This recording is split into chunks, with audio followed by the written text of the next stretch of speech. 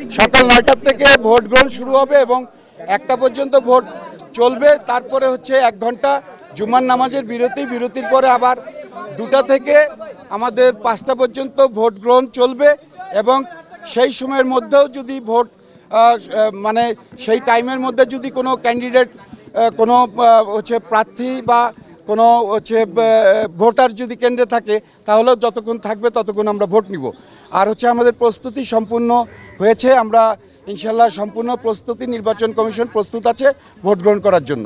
আচরণবিধি লঙ্ঘনের একটি অ্যাপ্লিকেশন আমরা পেয়েছি আজকে। আমরা সেই অ্যাপ্লিকেশনটা সাদিয়া নামে একজন প্রার্থী করেছেন, সেখানে বলেছেন হচ্ছে যে মনোয়ার হোসেন ডিপজল সাহেব উনিও প্রার্থী, উনি ২ এবং ৩ হচ্ছে আচরণবিধি ২ এবং ৩ তিনি ভঙ্গ করেছেন, ভঙ্গের অভিযোগ এনেছেন। সেই ভঙ্গের অভিযোগের হচ্ছে যে আমাদেরকে কমপ্লেন করেছেন। আমরা সেইটা মনোয়ার হোসেন ডিপজল সাহেবকে আমরা এটার জবাব দেওয়ার জন্য আমরা ৬ ঘন্টা সময় দিয়ে আমরা অলরেডি চিঠি দিয়েছি তাকে।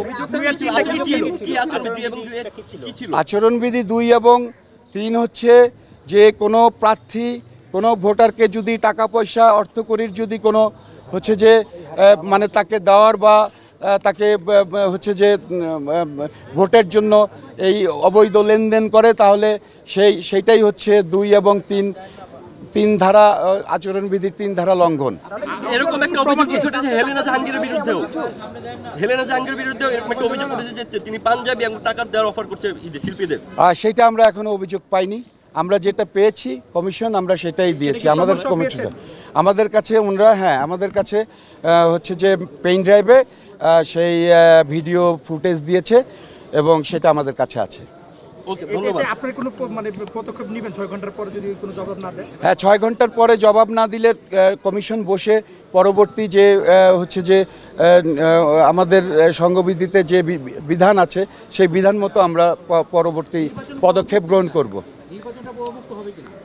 অবশ্যই 100% প্রভাবমুক্ত হবে নির্বাচন। যে আমাদের যে নিরাপত্তার হচ্ছে যে চাদরে এফডিসি ঘিরে ফেলা হচ্ছে, পুরা এফডিসি সিসি ক্যামেরার আওতায় আছে, সেটা গোয়েন্দা সংস্থা সেটা মনিটর করবে এবং এই প্রথমবারের মতো নির্বাচনে একজন ম্যাজিস্ট্রেট সহ ফোর্স থাকবে ম্যাজিস্ট্রেটের সাথে এবং মোবাইল কোর্ট যেটা মোবাইল কোর্ট, সেই মোবাইল কোর্ট সেখানে অনেক কিছুই দেখবেন।